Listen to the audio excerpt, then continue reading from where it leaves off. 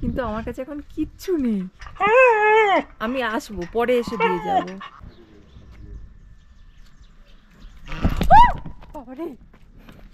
ওই যে ওই জায়গাটা একটা বসার মানে ভিউ পয়েন্ট। ওই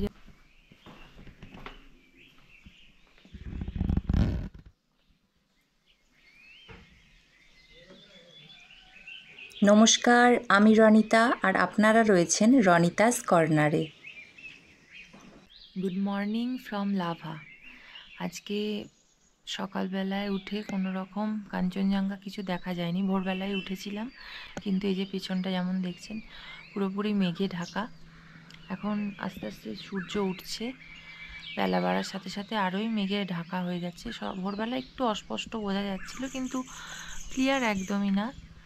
এখন একটু পরিষ্কার মানে রোদ উঠছে, সেই কারণে বাকি ওয়েদারটা কালকে যেমন এসে দেখেছিলাম একদম এই সামনের এই পাহাড়গুলো দেখা যাচ্ছিল না।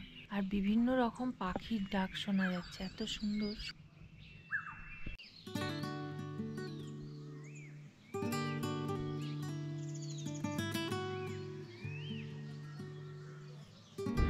সাতটা বাজলো, আমরা দুজন মিলেই একটুখানি হাঁটতে বেরিয়েছি। বাকিরা এখনও উঠতে পারেনি। ভাই উঠেছে, ও আসছে, আর বাকিরা সবাই মা বাবা মাম্মাম সবাই ঘুমাচ্ছে। আমরা হাঁটতে বেরিয়েছি। রোদটা এত ভালো লাগছে, মানে এত আরাম লাগছে সকালের রোদটায়। আর একটু হাঁটতে হাঁটতে এই যে এই পিছনে রয়েছে আমার লাভা হাই স্কুল, আর লাভা হাই স্কুলের উল্টো দিয়ে আমরা সামনে দিয়ে রাস্তা দিয়ে হাঁটছি। আর মনেস্ট্রি এই যে রয়েছে সামনে, এখানে একটা সুন্দর খেলার মাঠ রয়েছে। Good morning. রাস্তাটা দেখুন,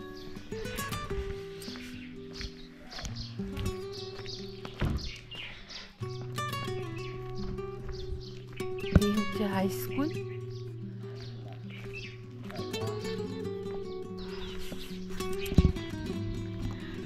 এখানে একটা ওয়াটার রিজার্ভ রয়েছে। জায়গাটা এত সুন্দর, জায়গাটা খুব সুন্দর। মানে ওর চারিদিকটা যদি হাঁটতে যেতে মানে ঢুকতে পারতাম না, দারুণ লাগতো। দারুণ লাগছে সামনেটায় পাহাড়টা। ওই যে ওই জায়গাটা একটা বসার মানে ভিউ পয়েন্ট, ওই জায়গাটা বসার, কিন্তু মনে হচ্ছে ওখানে যাওয়া যাবে কিনা একবার দেখছি চেষ্টা করে। এখান থেকে এটা দারুণ লাগছে সকালবেলা। কাল তো পুরো কুয়াশায় ঢাকা, মানে কিছুই বুঝতে পারিনি। আর ওই যে উপরে পুরো পাইনের কাছে একদম সারি দিয়ে পাইন গাছ।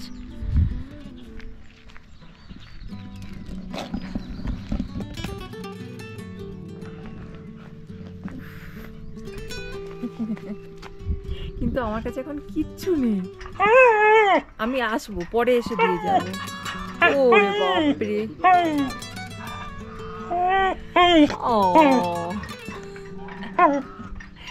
আমি এসে দিয়ে যাব, আমি এসে দিয়ে যাব। খেলা করো এখন তোমরা, বাই বাই।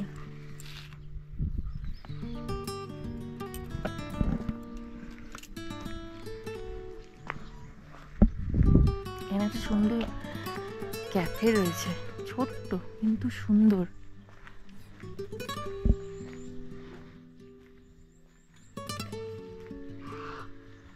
এই যে, আর এখানে একটা কি দারুণ দুটো রাজহাঁস, তাদের একটাই ছানা। কাছে যেতে তো ভয় লাগছে। বাবারে,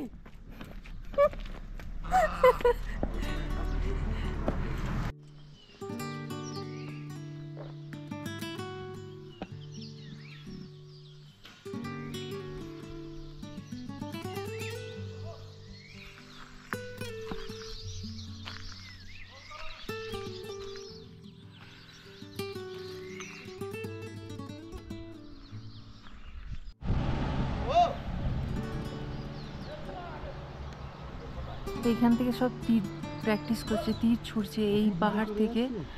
আর ওইখানে যে গ্রিন ইয়েটা রয়েছে ওই জায়গাটায় ওরা পাঠাচ্ছে এখান থেকে।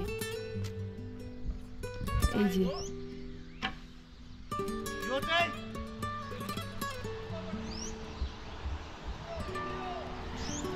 এইখান থেকে তীর ছুটছে, ওরা প্র্যাকটিস করছে। আর ওইখানে আমরা যাচ্ছি ওই জায়গাটায়।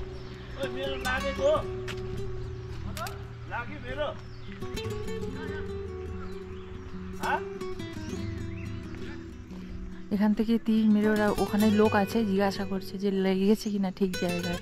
ওরা ওখান থেকে আবার বলছে যে এই মানে এই জায়গা থেকে ওইখানে অনেকটা দূর।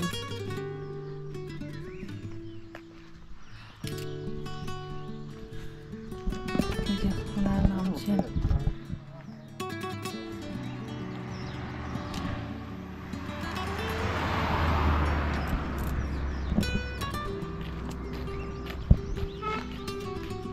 এখানকার লোকাল এরা খুব মানে অনেক গুণ আছে এদের।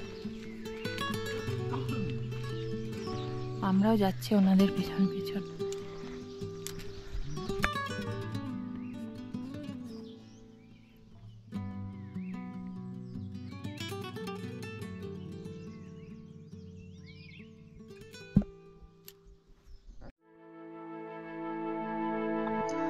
পথের বাঁকে হঠাৎ চোখে পড়ল এই বৌদ্ধ মন্দিরটি। শান্ত পরিবেশে এবং সবুজের মাঝখানে এমন সুন্দর ছোট্ট একটি বৌদ্ধ মন্দির প্রথম দেখাতেই আমাদের নজর কেড়েছিল।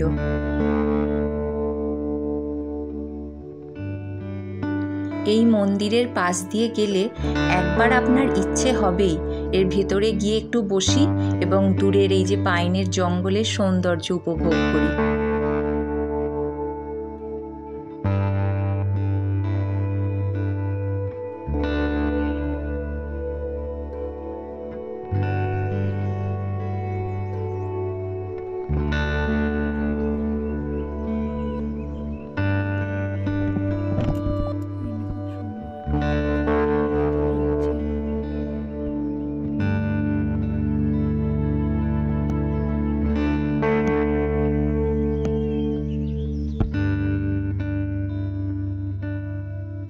মন্দিরটি কিন্তু খুব একটি পুরনো নয় এবং ওয়েল মেনটেন্ড।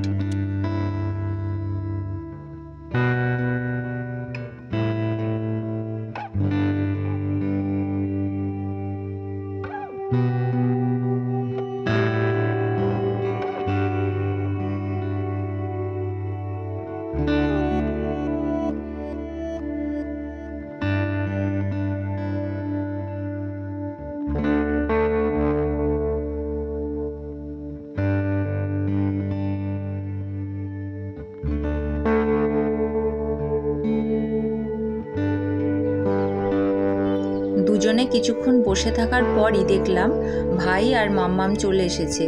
এবার আমরা একসঙ্গে যাব ওই দূরের পাইন ফরেস্টে।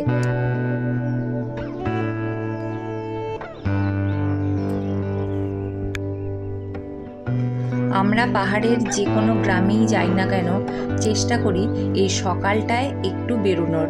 আপনারাও চেষ্টা করবেন, সকালের সৌন্দর্যটা কিন্তু একেবারেই অন্যরকম।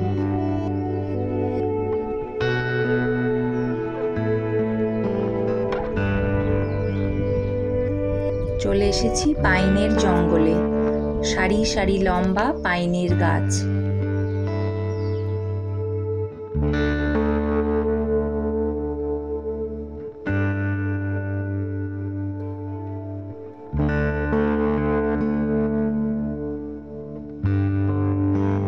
আমরা এখন এসেছি পাইন ফরেস্টে। ওই যে নিচে আপনাদের দেখিয়েছিলাম, এই দিক থেকে দেখাই, ওই যে মন্দির দূরে, ওখান থেকে রাস্তা দিয়ে উঠে এলাম। এই হচ্ছে পাইন ফরেস্ট। আমরা ভেবেছিলাম আরও ওপরে যাব, কিন্তু ওপরের যাওয়ার কোনো রাস্তা নেই। আর এরকম ছোট ছোট জঙ্গল রয়েছে, কোনো নির্দিষ্ট রাস্তা নেই। অন্য দিক থেকে হয়তো যাওয়া যায়, কিন্তু একটা অদ্ভুত মায়াবী একটা এখানের এই পাইন ফরেস্টেই একটা অন্যরকম। আর এই যে আমাদের সঙ্গে আমাদের গাইড হচ্ছে, এই যে প্রথম থেকে আমাদের হোমস্টে থেকে বেরিয়েছি তার একটু পর থেকেই আমাদের সঙ্গে আছে এই যে। ও আমাদেরকে নিয়ে এসছে রাস্তা দেখিয়ে। অদ্ভুত লাগছে, লম্বা লম্বা সারি সারি গাছ। আরও গভীরে হয়তো গেলে আরও ঘন জঙ্গলটা, কিন্তু আর যেহেতু রাস্তা নেই আমরা আর যাচ্ছি না।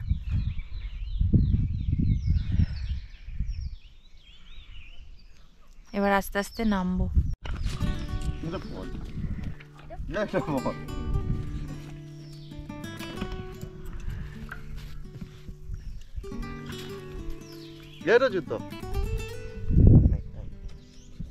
আমাদের গাইড এখন খেলার মুডে চলে এসেছে।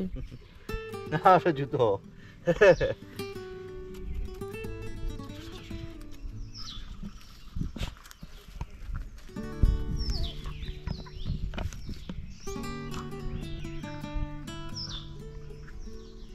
না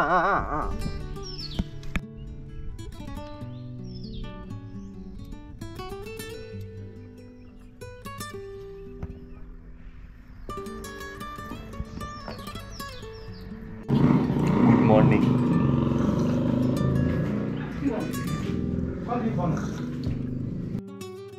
লাভার প্রথম সকালটা আমরা এইভাবেই কাটালাম। কেমন লাগলো আপনাদের জানাতে কিন্তু ভুলবেন না।